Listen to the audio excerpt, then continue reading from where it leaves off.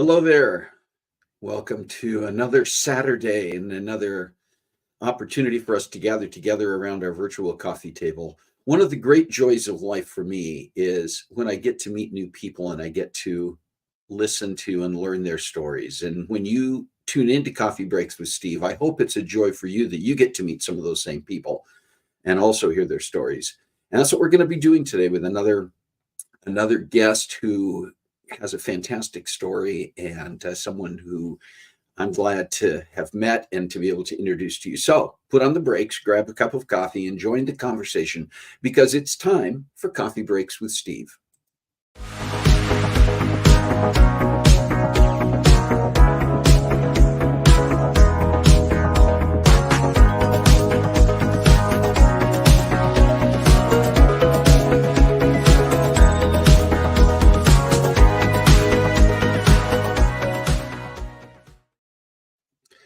Once again, welcome. If you are back and joining us again, one of our regulars, and I see some people on here. I see Jerry Thompson. Good morning, Jerry. Chelan is here.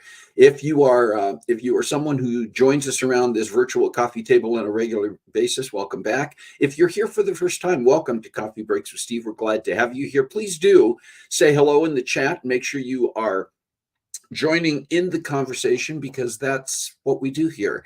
I may be the one with the camera pointing at me and a microphone in front of me, but we're all part of this conversation. So I hope you will join in.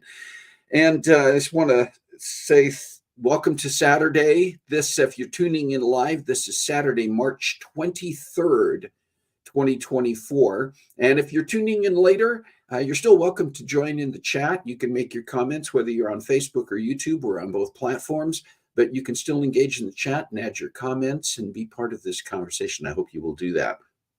And just want to get into some of the things that we're going to be talking about. First of all, how's everybody doing? I'm back home. If you have been tuning in the last few weeks, you know that I was recently in Rhode Island, and we did the show from Rhode Island. And it's kind of fun that we're now making an effort not to have too many breaks from coffee breaks. Sometimes you still have to do that if there's a travel day or something's coming up last minute. But we're trying to make sure that even when I'm on the move, the show goes on. You're going to be hearing more about that for the next 3 weeks because I am going to be gone. I'm actually going to be out of the country, but we're still having the show. And you're going to find out more about that a little bit later on. So how's everybody doing? How's the weather? It's now spring. We have experienced the vernal equinox, so everybody is supposed to be getting into the spring weather now, and we'll see how that goes. We're still supposed to be getting, possibly in the next few days here in Spokane, Washington, some wintry mix, they call it, some snow and rain mix. So we'll see what happens with that if we actually get that. Hello, Rick Venturi. Good to have you here. And once again, if you are tuning in, do what you see these other people doing and make sure that you say hello in the chat. Make sure that you are part of the conversation with us today. Want to share some of our sweet and savory, and a couple of just an interesting story. I enjoyed it and wanted to share it with you. This is a family in Denmark who found a baby Eurasian crow, wild crow, that had fallen out of the nest or been abandoned by its parents, and they couldn't find anyone in their local area who could provide rehab for this bird. And so they took it in themselves. And the bird, as it has gotten older, has somewhat adopted the family. They've put a little montage of their story on YouTube, and I'm going to share that with you right now. They could spend hours just playing. Russell is a wild bird. He's not around all the time, but when Otto is outside, he will never leave Otto's side. When we go inside, he will sit outside the window because he wants Otto to go outside with him. When I pick up Otto from kindergarten, Russell will sit on our roof and make sure that Otto is home. Even though Russell and Otto are really great friends, I never leave them unsupervised. Before we got Russell, I didn't know that crows could be affectionate. My boyfriend was out working, and this little crow came up to him. He was really thin. In the end of the day, that little crow was still there. We tried to call a wildlife rehabilitator, but there wasn't any nearby who was able to take him in. So he decided to take him home, nurse him back to health. Once we nursed Russell back to health and he could fly wherever he wanted, he still decided to stay near our house, and he visited us every day. Russell and Otto's relationship bloomed over the summer. They have a special bond. Otto has never been scared of Russell.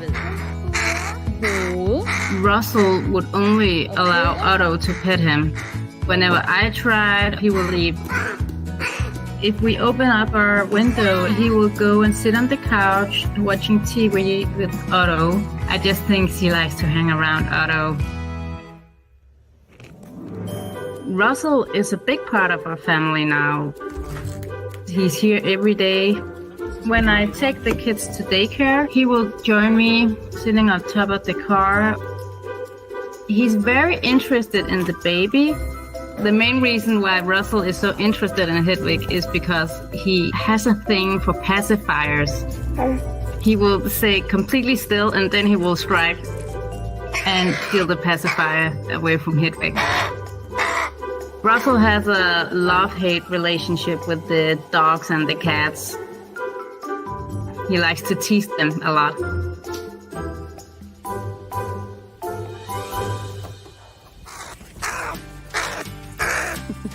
Living with Russell means there is never a dull moment in our life.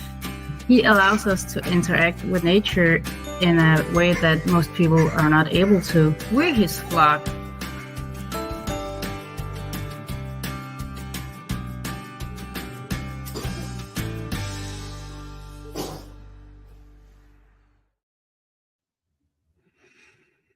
All right. I just thought that was such a cute story. And I'm putting the link. I always want to give credit. You saw their credits at the end, this family's credits, but putting the link to the actual YouTube video out there so that you can go to that and see it, and that this family is getting the proper credit for this video that I shared. But I thought that one was such an engaging story. All right, listen, I only had one birthday to share this week, but want to make sure that we do share that. And that is Adele Shepard has a birthday on March 29th, coming up at the end of this next week. So we wanted to wish a happy birthday to Adele. You may recall Adele joining us on Coffee Breaks with Steve a couple of months back to talk about the work that she's doing as an actor, a dancer, and the projects that she's continuing to work on. Happy birthday to Adele Shepard. And listen, if you have a special day coming up this week that I didn't have on my calendar, maybe you had a birthday or have a birthday coming up, an anniversary, something else special and you want us to all know about and to celebrate with you, please put that in the chat so that we can acknowledge you and celebrate with you. And if you have something coming up later in the month of March, in the month of April, you even want to look ahead to the months of May and June, that's fine. We're glad to put your special day on the calendar and make sure that we celebrate with you and acknowledge you on Coffee Breaks with Steve. You can get that information to us by emailing to cbwsteve@comcast.net, and we'll make sure that we add your special day to our calendar, highlight a wonderful picture of you, and play the happy birthday song and all the really cool things that we do. All right. Listen, I want to get to our topic and our guest today. I said right at the outset that one of the great joys of life for me, one of my favorite things, is meeting new people. My family, particularly Carol, get a kick out of the fact that if I'm in a new place and I'll strike up conversations with people, and sometimes those conversations and hearing their story, I always want to hear people's stories. And, stories are stories. Everybody has something interesting and unique and wonderful to share. And a couple of months back, I had the opportunity at an event I attended in New York. I had an opportunity to meet this young lady that you're going to be meeting in just a moment.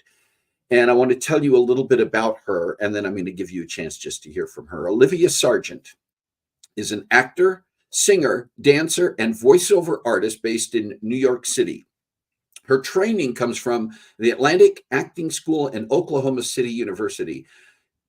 Catch this. In addition, she holds a Bachelor of Science in Psychology and a Master of Science in Family, Youth, and Community Sciences with a concentration in nonprofit leadership from the University of Florida. She's just now in the process of final steps in making that official, and you're going to hear about that. In her free time, Olivia can be found playing with her cat Phoebe, reading books about the brain, cooking, or watching documentaries. So now I want to give you the opportunity to meet Olivia Sargent, and here's the conversation I had with her.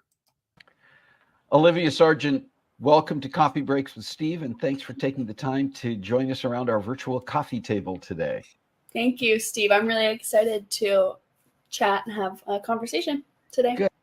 Well, I always think it's interesting to go back and talk about people's stories, and we go back to the beginning, and you do have a history as a performer going back to childhood. Talk about that a little bit. Yes.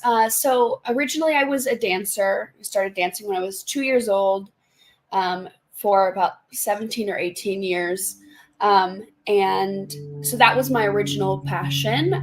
There's a story of my older sister, being in a dance class and me trying to peek under the door because I wanted to join so badly. So I got to be let in early. And so that was my passion as a kid. And I didn't start theater until I was 14 years old. But my mom is an actor and she was my biggest influence. So I grew up watching her in shows like The Glass Menagerie and admiring her growing up. And so then I started when I was 14 at school, and by 15 I was working professionally, and it's been almost 10 years that I've been working professionally since, and it's the best thing. Wow. So your mom, you mentioned Glass Menagerie. Did she primarily do drama? Was she also involved in doing musicals? And how did that influence you with a background in dance? Did you find yourself leaning toward musical theater or more of the dramatic or comedy? What was your preference? So my mother kind of does everything. She's been on TV and she's does theater and musical theater. And growing up, she did a pretty balanced work in straight drama, like plays and musical theater. And she has a really beautiful voice that I grew up listening to and admiring. And so a lot of my inspiration came from her initially in musical theater, especially with my dance background. That was really accessible to me to shift into musical theater. But as I got older, I really, as I got more acting training, I realized how much classic theater and classic plays and playwrights mean to me. So definitely, as I get older, I really hone in on Shakespeare and Chekhov and Ibsen. Oh yeah, that really is what I cut my teeth on. So I'm like her. I'll do everything. I love to be in musicals and plays, but classic theater really is a passion. Yeah. Okay, I can understand that. Now you mentioned, moving from doing amateur to some professional acting. Are you still performing? And if so, how is that fitting into other things in your life? Yes, I am still performing. And I'll tell you, it's a tight fit. I'm always doing a lot, which I also got from my mother. There's always a lot of balls in the air. But yeah, I am still acting and of course constantly auditioning. And so I kind of balance my nonprofit work. Fortunately, it's at a theater with a very amazing, supportive staff and leadership team that lets me act while I'm working there, which is really excellent. So balancing that plus working on my master's degree and just like living life. And I like to say my fourth job is my health. So balancing all of those can be tough, but I'd prefer to be busy then. You talked about nonprofit and what you're currently doing, which is both in your work and your education. And I think that's interesting because as an actor, a lot of people assume that you would have been pursuing your degree, both your bachelor's degree and your graduate work in theater. But that's not the direction or directions that you have gone. Talk about your educational path a little bit. Sure. It is an interesting path that I don't feel like a lot of actors I know end up taking. So I feel unique in that way. So I had acting training, spent a lot of time in New York growing up. I went to Atlantic Acting School over the summer. And so I was training as I was working professionally as a young professional. So I got a lot of my training kind of early on, I think. And then when it was time to look at colleges, I did the whole thing where you audition for 1 million performing arts programs. And I ended up going to Oklahoma City University for a bachelor's of music. And I spent 2 years there, which was really amazing and formative for me. And then here's where my path kind of changes, is when the pandemic hit. In conjunction with that hitting, I was also getting very, very sick while I was at school. And at the time, it was an unknown, undiagnosed illness, causing a variety of issues. So the pandemic hit, and I also really was kind of too sick to remain at school anyway. So that kind of changed my path completely, and as it did so many people's during the pandemic. So I was at home and kind of getting control over my health, and I decided to finish my degree in psychology, which is another passion of mine. I've always been very kind of obsessed with academia, and so I was really glad to be able to satisfy that need. So I finished my degree in psychology a year early, and then I moved to the city. And as I moved to the city, I started to pursue my master's in, get ready for this long name, Family, Youth, Community Sciences, with a concentration in nonprofit leadership and organization. So Yeah. it's kind of an interesting path, but it all lines up with my passions in the end. And you are very close to completing your master's studies and getting your master's degree, right? Pretty soon. Yeah. It'll be May 5th that I'm graduating. And I'm working right now on my capstone project and presentation. And that's been really fun so far, to work on something that kind of shows the breadth of knowledge that I've attained during this degree. So what do you plan to do with that, with this study in nonprofit organizational management and the other studies that you've had? What's your goal? Where do you see your career going? So I have multiple kind of ideas and paths for my career, which definitely fits into my lifestyle. I like to do a lot of things at once. So one of the main things that drew me to this degree as I came out of my psychology degree is drama therapy, and starting a nonprofit or working with a nonprofit that serves children in the New York City area or elsewhere, and delivers drama therapy services. That seems like the perfect balance of my interests and my training and education. So that's a big path. And another reason I felt this degree was perfect for me is my mom runs a theater in Florida called the Tampa Repertory Theater.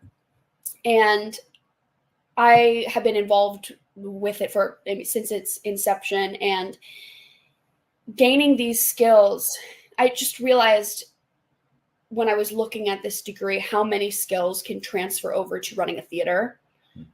And I really wanted to be able to, in the beginning, I wanted to assist my mom with her theater. And then now, as I've gone through the degree, I think about all the ways that I could start my own theater. I currently work at a theater, and I can use those skills there. So it's really two big paths: drama therapy and working in leadership and at a theater.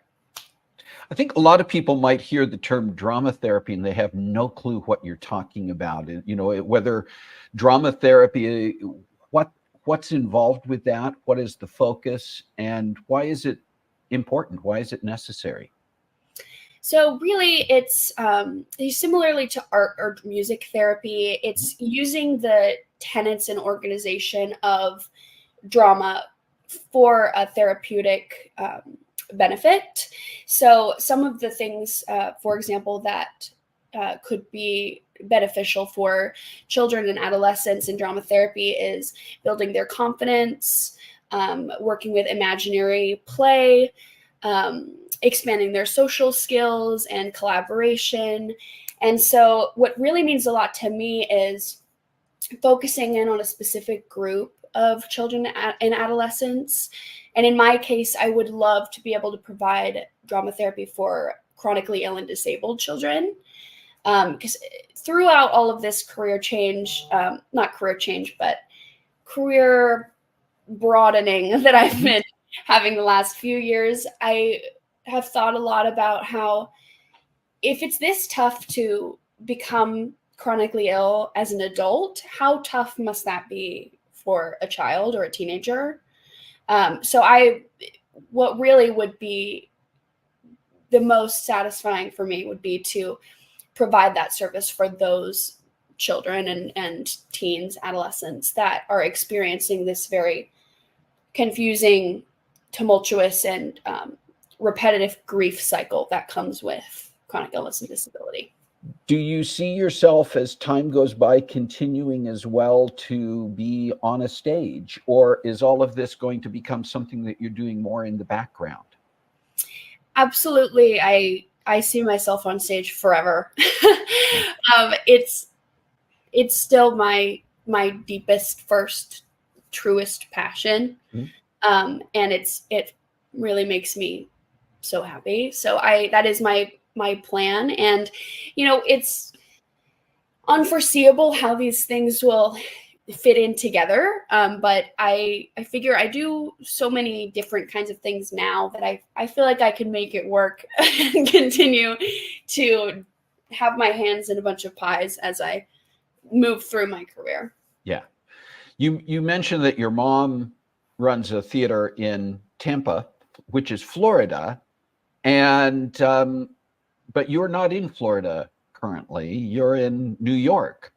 And is that something that, from your perspective, you would see yourself wanting to remain in New York and pursue all the things you're doing in this huge Big Apple venue, or do you see yourself potentially returning to Florida, or maybe even somewhere else to do the things that are in your goals? I definitely see myself for the foreseeable future staying in New York. There are so many resources here for all of my interests and careers. Especially, this is the place to be for theater. But also there are so many nonprofits here that work with the population I want to work with, drama therapy organizations. And so this is really like the best place for me now. Who knows though, what will happen in the future, at least for the next, 5 years or so. I think I'll be here. Yeah.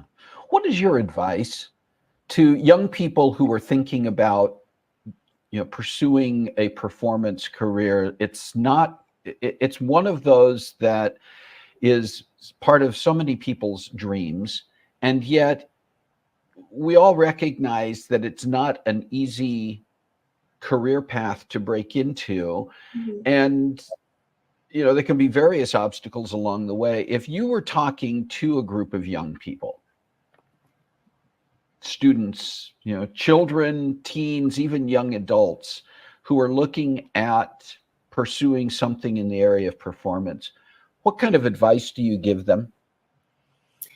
My first thought would be the importance of believing in yourself. All right, that's my cat.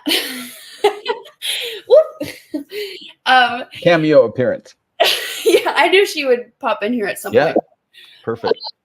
The first thing would be to believe in yourself and stay true to yourself, because this industry requires a lot of you, and it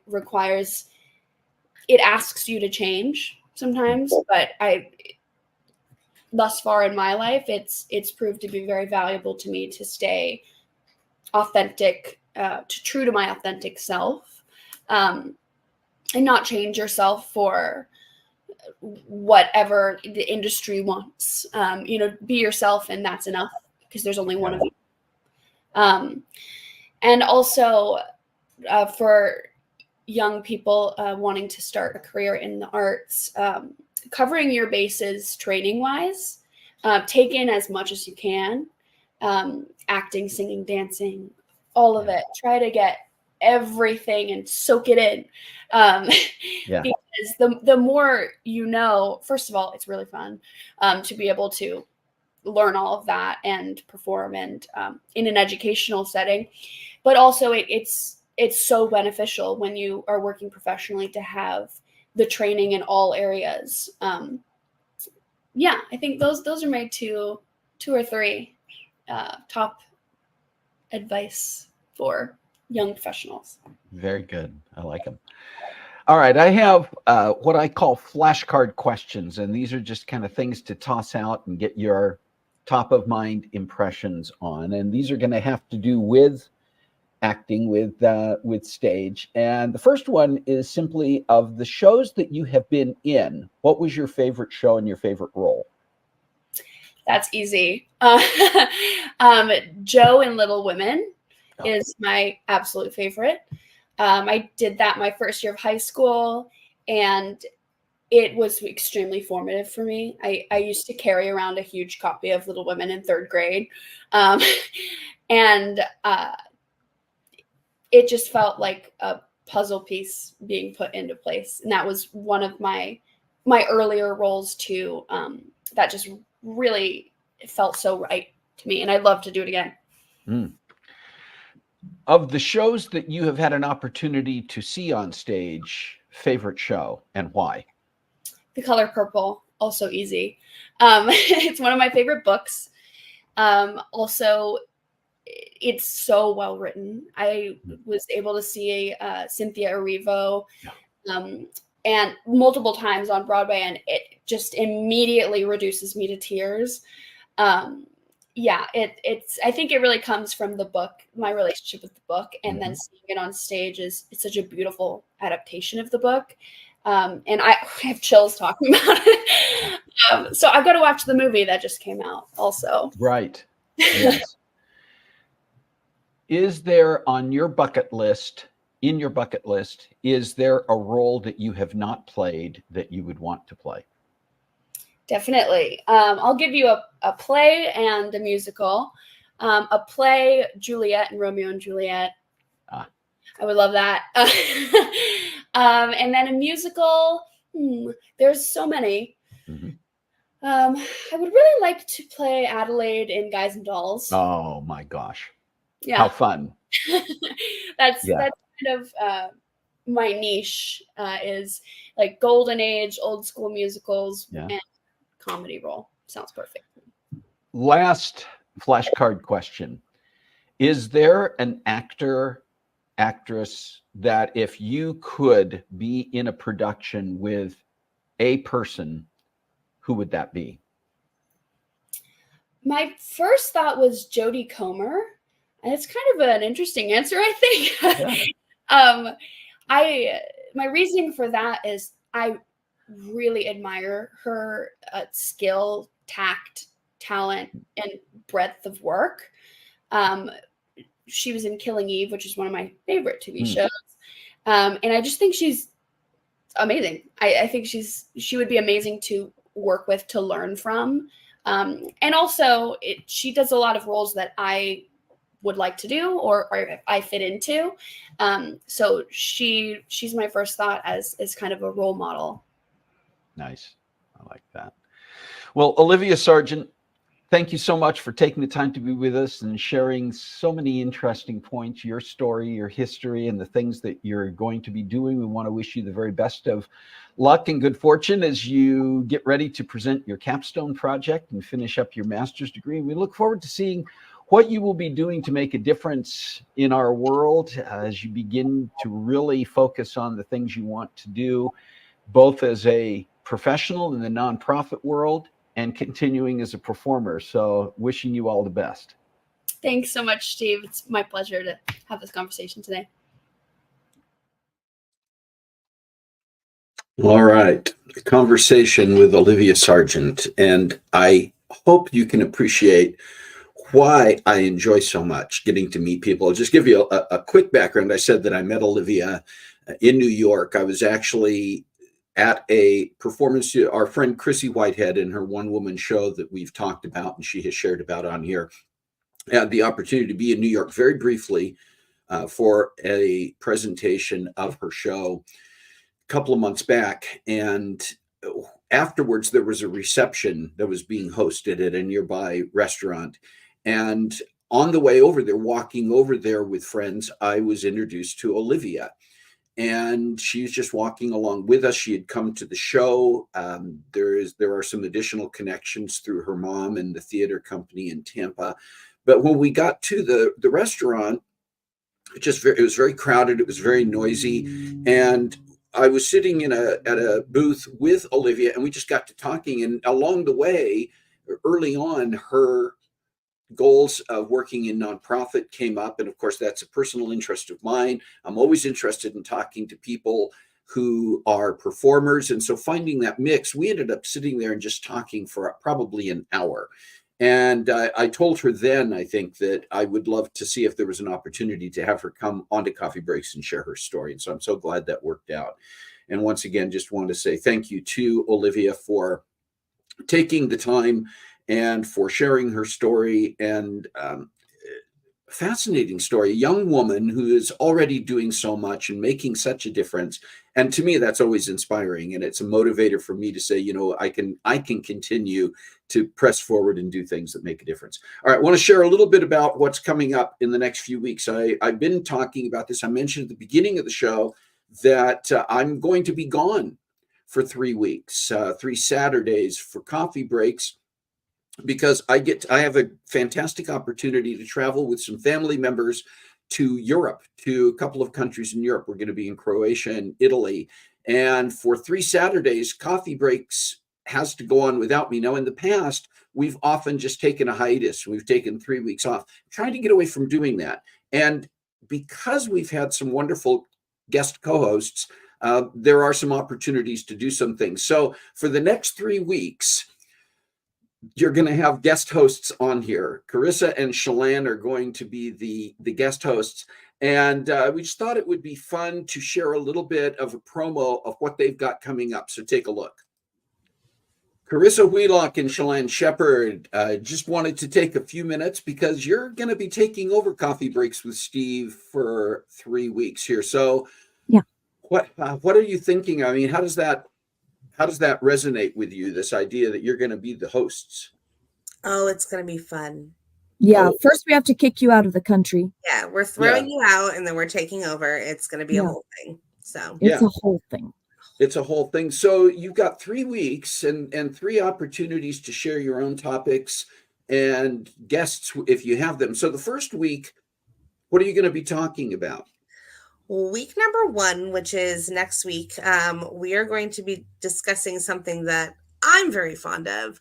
I am the Oregon State chapter leader and the national director of radio play for the Dimash USA fan club. That wouldn't even fit on a business card. You can't even fit that on the title card for the show. But yeah, I need separate business cards for each thing. But if you do not know who Dimash Kudaibergen is, you are going to want to tune in. But we're not just going to be discussing Dimash. We're going to be talking about him in terms of how the fan club came to be.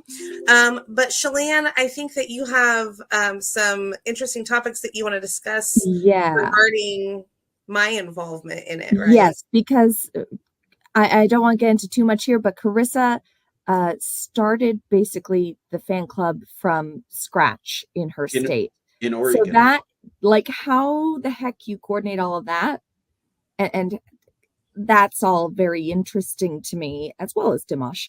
But just, I want to get into the details of where you even started. And it is an interesting story. So if that's something you're curious about, or you've heard of Dimash, I think everybody should be curious about this. I think you've left enough out there that people are probably going to go, wait a minute, I need to find out more. Right.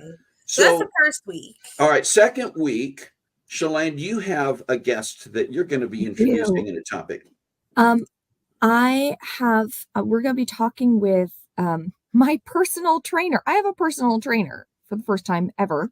Her name is Kristen Johnson, and she has an amazing story about how she woke up to getting her health turned around and her personal journey in fitness. And now she leads other people in fitness, and her viewpoint and just the holistic sense she has for what works for you and how to find what works for you. I think it will help everyone. It certainly helped me, but it's going to help anyone who watches. I like that. And I also think, what's that, Carissa? I'm excited about that one. Yeah. I'm one of those people who's always wanted a personal trainer, but I've The ones I've tried have never really known how to help me. So that's definitely a great topic. Or we tend to think that, personal trainers are just for celebrities, or they are just for people who are very wealthy. And the bottom line is there are different opportunities to engage a personal trainer for your personal needs and what fits. So that's going to be good. And then this is another interesting one. The third week that you are hijacking the show, that's probably not the right word. It is. It's exactly the right word. We're going to be talking about adult. Now, I know we did this recently, but this is going to be different.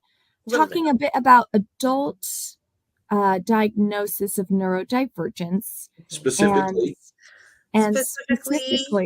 ADD, ADHD, and autism.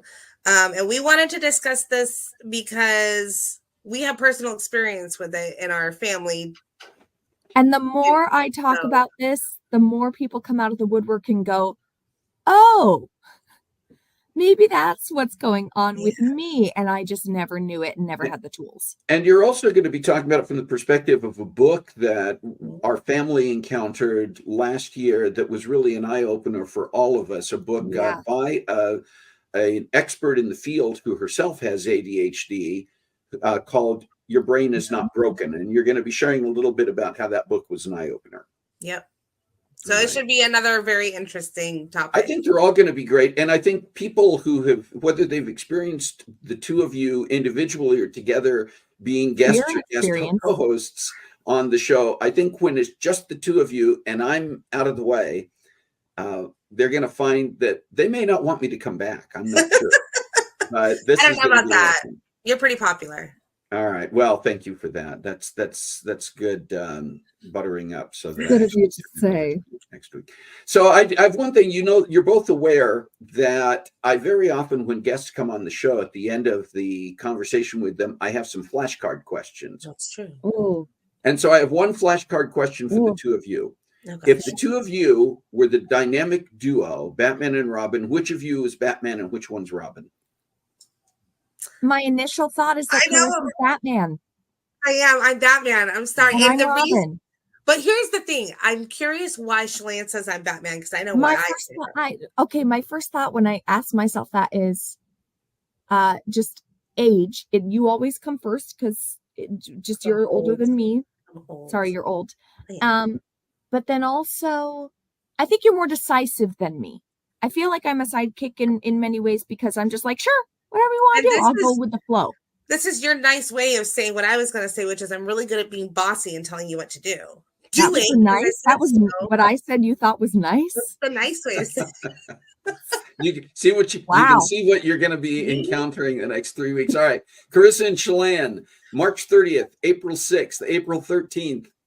Hosts of Coffee Breaks with Steve. You can call it whatever you want to. I guess I won't be here to make any decisions. I'm going to keep it as Coffee Breaks with Steve and then throw people off. Jason's been calling it Coffee Breaks with Shalane. All right. Yeah, no, I like this. Tune in those next 3 weeks, everybody, because I think you're really going to enjoy this. Thanks, you guys. Bye.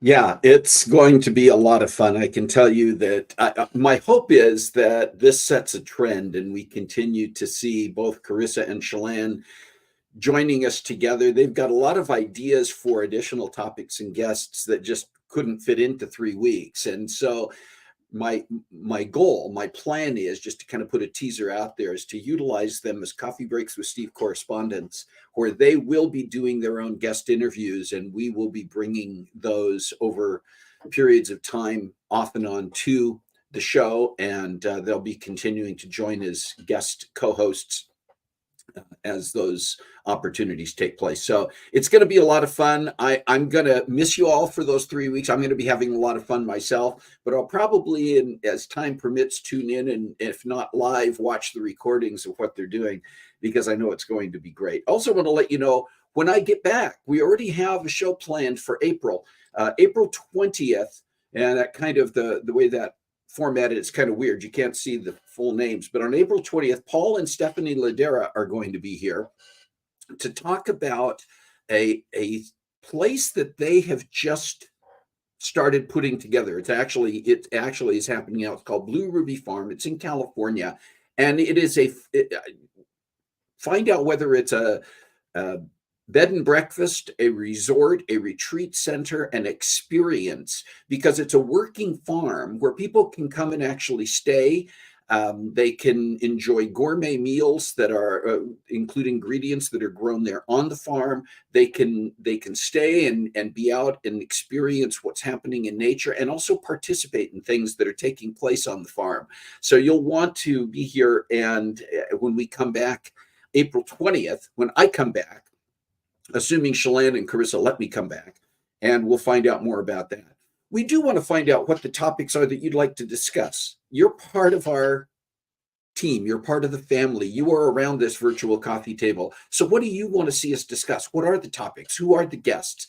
With guests, particularly if it's somebody you can make an introduction to, I cannot begin to tell you how many times that has led us to some of these great conversations, some of my favorite moments on Coffee Breaks with Steve, with guests that you have brought on.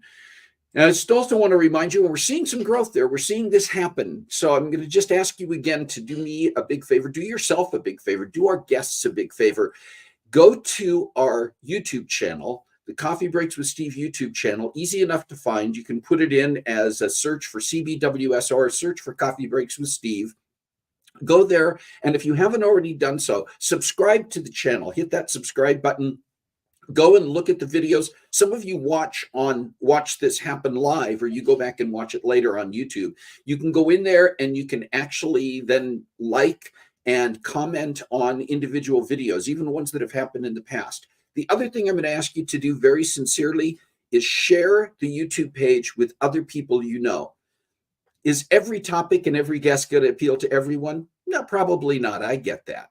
But I can guarantee you, and you know this to be true, that there is something that takes place on Coffee Breaks with Steve that appeals to everybody at some point. We have such a variety of guests, such a variety of topics, such diversity of what we share, that you know that anybody you can think of would probably appreciate going in and seeing a video. So even if you start by sharing a link to a specific video, but ask those people to please subscribe.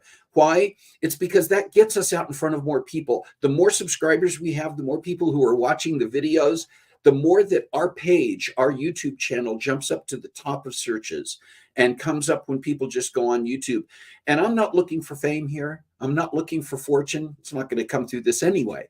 But what I am looking to do is get people like Olivia Sargent and Stephanie and Paul Ladira and Carissa and Shalane and the other people who are talking about great things on Coffee Breaks with Steve in front of more people. That's my pitch. I'm asking you to be a part of this. You sit around the table. Let's expand the table and share this with more people. Thank you. I appreciate you listening to my pitch. I appreciate you listening to the reasons why, because I know you agree with me, and I know you're part of this. All right, listen. It is time to go. You have been with us today and shared in this wonderful conversation. I appreciate you. I say that hopefully every week. I let you know that I appreciate you being here, but I do thank you. My thanks again to Olivia Sargent. I did put a link to her website in the chat. I didn't mention that earlier, but it is there in the chat, and you can find her. Just do a search for Olivia Sargent and on Google search or whatever you use, and you're going to find links to her website and her Instagram. And if you go on YouTube and do a search for her, you'll actually see some of her videos, her acting videos, where she does monologues or she's actually singing, and you can get a better taste for the talent that is Olivia Sargent. So I'm going to encourage you to do that. All right, it is time to go. I'm going to be back in 4 weeks, something like that. But I'm here with you. All right. And thank you again to Carissa and Shalane for agreeing to take over the show. In the next 3 weeks, it will be fantastic. So be here. And remember, just like you heard from Olivia's story today, all the things that she's doing and is preparing to do with her training and her education and her goals, she's making a difference. And all of us can find a way to do that. So please use your voice, use your actions, use your advocacy, and find a way to make a difference in your world this week. God bless you. Have a great week. See you next time.